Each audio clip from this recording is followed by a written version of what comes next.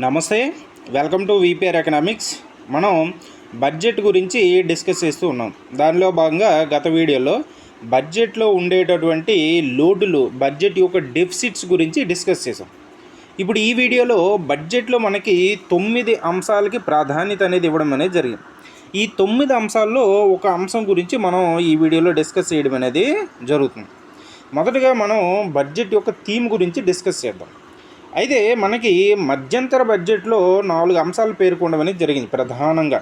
అవి ఏంటంటే గరీబ్ పేదవాడు, అదేవిధంగా మహిళలు, యువ, అన్నదాత రైతు అనేటటువంటి ఈ 4 అంశాలని బేస్ చేసుకొని, ఈ 4 అంశాలని ప్రధానంగా తీసుకొని వీళ్ళ యొక్క అభివృద్ధి కోసం, వీళ్ళ యొక్క పరిస్థితిని మెరుగుపరచడం కోసం తీసుకునేటటువంటి చర్యలు అనేవి ఈ బడ్జెట్లో వివరించడం అనేది జరిగింది. అవి ఏంటంటే గరీబ్ పేదవాడు, మహిళలు, యువత, అన్నదాత రైతు అనేటటువంటి ఈ 4 అంశాల పైన ప్రధానంగా ఫోకస్ చేస్తూ మనకి బడ్జెట్ యొక్క థీమ్గా ఏం తీసుకున్నారంటే ఉపాధి, అదే ఎంప్లాయ్మెంట్, నైపుణ్యం, ఎంఎస్ఎంఈ రంగం, అదేవిధంగా మధ్యతరగతి అనేటటువంటి ఈ 4 అంశాలని థీమ్గా తీసుకోవడం అనేది బడ్జెట్ యొక్క థీమ్గా మనకి తీసుకోవడం అనేది జరిగింది. ఈ 4 అంశాలని ఉపాధి, నైపుణ్యం, ఎంఎస్ఎంఈ, మధ్యతరగతి అనేటువంటి ఈ 4 అంశాలని థీమ్గా తీసుకొని, అయితే వీటి కోసం మనం తీసుకున్నటువంటి ప్రధానంగా దృష్టి సారించినటువంటి గరీబు కోసం, మహిళల కోసం, యువత కోసం, రైతు కోసం మనం ఈ బడ్జెట్లో ఎటువంటి అంశాలని, అంటే ఏ అంశాలు వీరి కోసం చేశారు అనేటువంటివి మనం ఈ అంశంలో డిస్కస్ చేయడం అనేది జరుగుతుంది. అయితే ఈ ఉపాధి కల్పన కోసం, నైపుణ్యం కోసం, ఎంఎస్ఎంఈ రంగాల అభివృద్ధి కోసం, మధ్యతరగతి అభివృద్ధి కోసం మనకి కొన్ని అంశాలు తీసుకోవడం జరిగింది. అయితే రాబోయేటటువంటి 5 సంవత్సరాల కాలంలో 2 లక్షల కోట్ల కేంద్ర వ్యయంతో మనకి 4.1 కోట్ల మంది యువతకు ఉపాధి, నైపుణ్యం, ఇతర అవకాశాలను సులభతరం చేయడానికి ప్రధానమంత్రి యొక్క 5 పథకాలను తీసుకురావడం జరిగింది. ఈ 5 పథకాలు ఏందనేది మనం నెక్స్ట్ అనేది డిస్కస్ చేయడం అనేది జరుగుతుంది. సో రాబోయేటటువంటి 5 సంవత్సరాల కాలంలో 2 లక్షల కోట్లతో యువతకి ఉపాధి, అంటే 4.1 కోట్ల మంది యువతకి ఉపాధి కల్పించడానికి, అదేవిధంగా వారిలో నైపుణ్యాన్ని పెంపొందించడానికి, అదేవిధంగా ఇతర అవకాశాలను వారికి సులభతరం చేయడానికి ప్రధానమంత్రి యొక్క 5 పథకాలను తీసుకురావడం జరిగిందని ఈ బడ్జెట్లో పేర్కొనడం అనేది జరిగింది.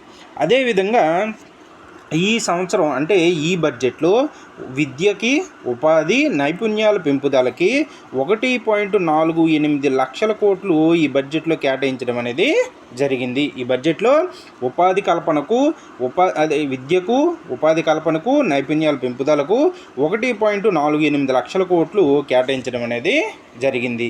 ఇది మనకి ఈ బడ్జెట్లో పేర్కొన్నటువంటి అంశం. మిగతా అంశాలు కానీ మనం చూసుకున్నట్టుగైతే, ఈ బడ్జెట్లో పేర్కొన్నటువంటి మిగతా అంశాలు కానీ మనం చూసుకున్నట్టుగైతే, అయితే ఈ బడ్జెట్ యొక్క ప్రాధాన్యతలు కానీ మనం చూసుకున్నట్టుగైతే, బడ్జెట్ అనేది ప్రధానంగా మనకి ఈ బడ్జెట్లో 2024-25 బడ్జెట్లో ప్రధానంగా మనకి 9 అంశాలకి ప్రాధాన్యత ఇవ్వడం అనేది జరిగింది. 9 అంశాలకి ప్రాధాన్యత ఇవ్వడం అనేది జరిగింది.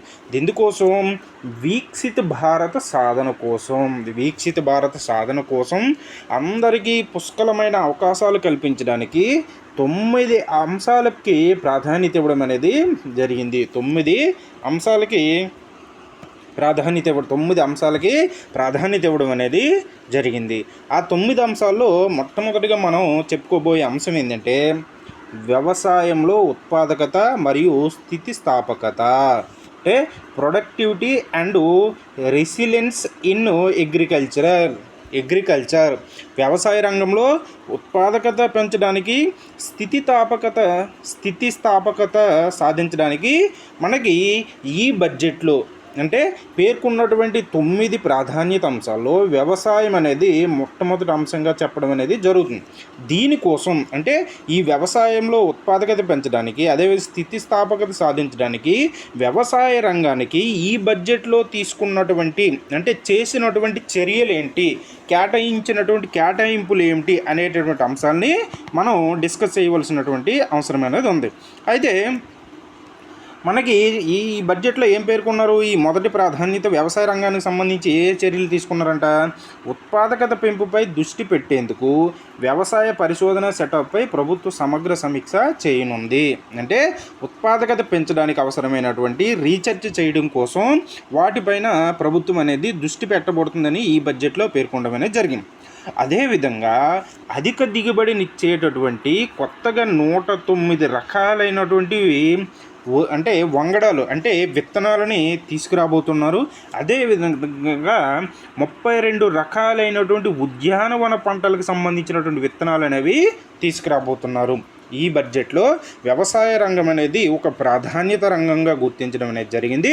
ఈ వ్యవసాయ రంగంలో ఈ వ్యవసాయ రంగ అభివృద్ధి కోసం తీసుకున్నటువంటి చర్యలు ఏంటంటే 109 రకాలైనటువంటి కొత్త వంగడాలను తీసుకురాబోతున్నారు.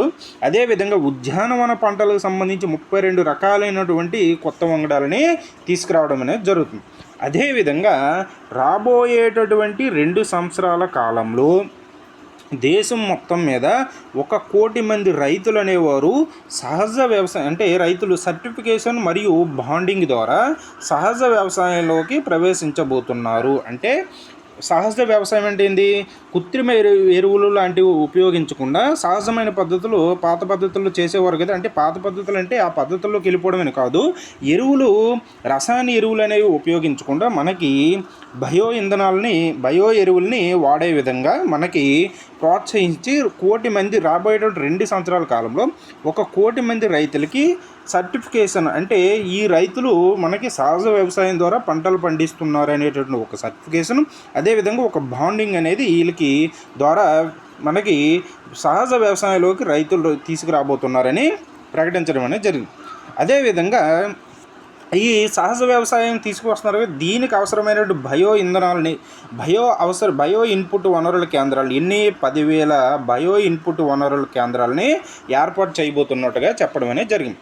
రాబోయేటటువంటి 2 సంవత్సరాల కాలంలో 1 కోటి మంది రైతులు అనేవారు సహజ వ్యవసాయంలోకి రాబోతున్నారు. ఈ సహజ వ్యవసాయం చేయడానికి అవసరమైనటువంటి బయో ఎరువులకు సంబంధించి ఇన్పుట్లు అందించడానికి 10,000 అవసరాలు తీర్చేటటువంటి 10,000 కేంద్రాలని ఏర్పాటు చేయబోతున్నట్టుగా మనకి చెప్పడం అనేది జరిగింది. 10,000 కేంద్రాలని ఏర్పాటు చేయబోతున్నట్టుగా చెప్పడం అనేది జరిగింది. అదేవిధంగా పప్పు ధాన్యాలు, నూనె గింజలులో స్వయం సమృద్ధి సాధించడానికి ప్రభుత్వం వాటి ఉత్పత్తిని నూనె గింజలు, పప్పు ధాన్యాల్లో స్వయం సమృద్ధి సాధించడానికి ప్రభుత్వం వాటి ఉత్పత్తి, నిల్వ మరియు మార్కెటింగ్ను బలోపేతం చేస్తుంది. మనం స్వయం సమృద్ధి సాధించాలని ఎందులోన? పప్పు ధాన్యాల్లోన, నూనె గింజల్లోన స్వయం సమృద్ధి సాధించడానికి వాటికి సంబంధించిన నిల్వ మరియు మార్కెటింగ్ను బలోపేతం చేయడం అనేది జరుగుతుంది.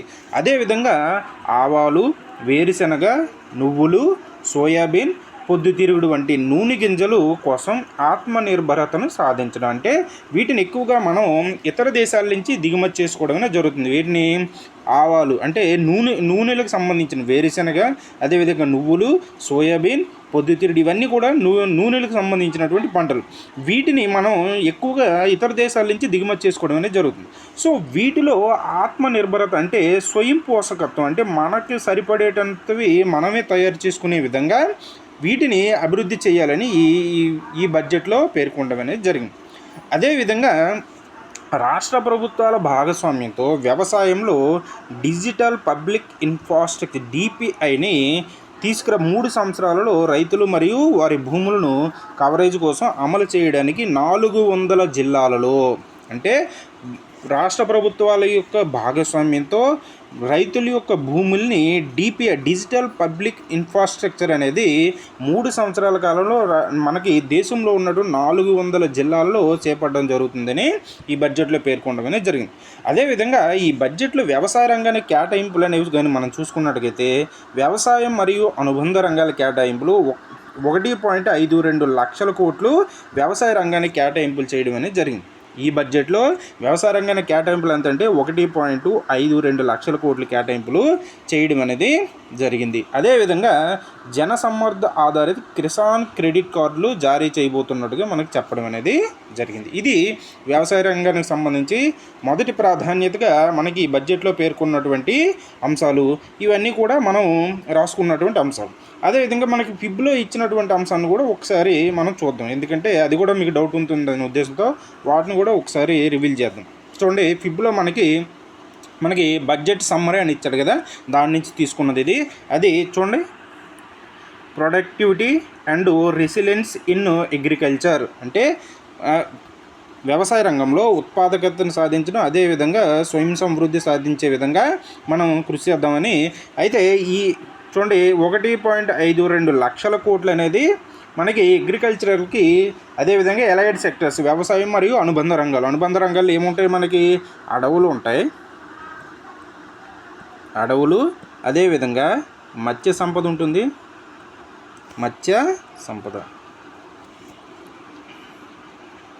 అడవులు, మత్స్య సంపద ఇవన్నీ కూడా ఉంటాయి కదా. సో వీటికి సంబంధించి కేటాయింపులు అనేవి కానీ మనం చూసుకున్నట్టుగైతే మనకి ఎంతకు కేటాయింపులు చేశారు, 1.52 లక్షల కోట్లు కేటాయింపులు చేయడం అనేది జరిగింది.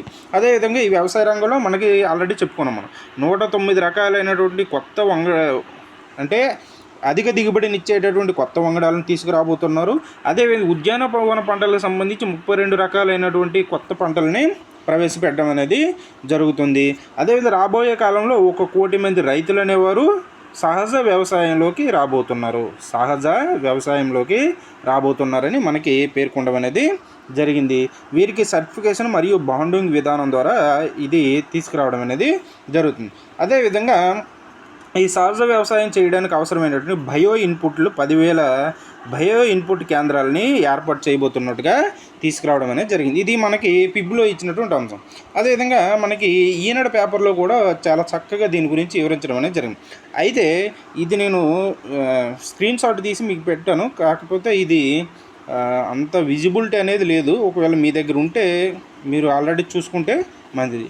ఇగో చూడండి, ఇది మనకి 1.52 లక్షల కోట్లు దీనికి కేటాయించడం జరిగిందని పేర్కొన్నారు.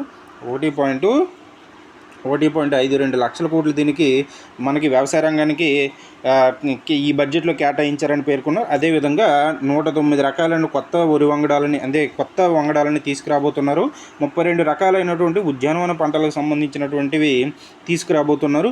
అదేవిధంగా ఆవాలు, వేరుశనగ, నువ్వులు, సోయాబీన్, పిద్దుతిరుగుడు లాంటి నూనె గింజల ఉత్పత్తులు ఆత్మనిర్భరత అంటే స్వయం సమృద్ధి సాధించాలని లక్ష్యంగా పెట్టుకున్నట్టుగా పేర్కొనడం అనేది జరిగింది. అదేవిధంగా రాబోయేటటువంటి 2 ఏళ్ల కాలంలో దేశవ్యాప్తంగా 1 కోటి మంది రైతులు అనేవారు ప్రకృతి వ్యవసాయం చేపట్టేలా ప్రోత్సహించాలని పేర్కొన్నారు. అదేవిధంగా దీనికోసం 10,000 బయో ఇన్పుట్ వనరుల్ని ఏర్పాటు చేస్తున్నారు. అదేవిధంగా డిజిటల్ పంటల సర్వే అనేది దేశంలో 400 జిల్లాల్లో చేపట్టబోతున్నట్టుగా పేర్కొనడం అనేది జరిగింది. ఇది అంత విజిబిలిటీ లేకపోవచ్చు, మీ దగ్గర ఉంటే ఒకసారి చూడండి.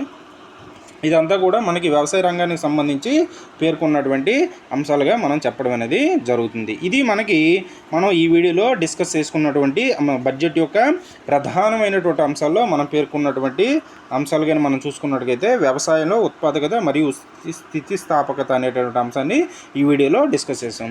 నెక్స్ట్ వీడియోలో ఈ 9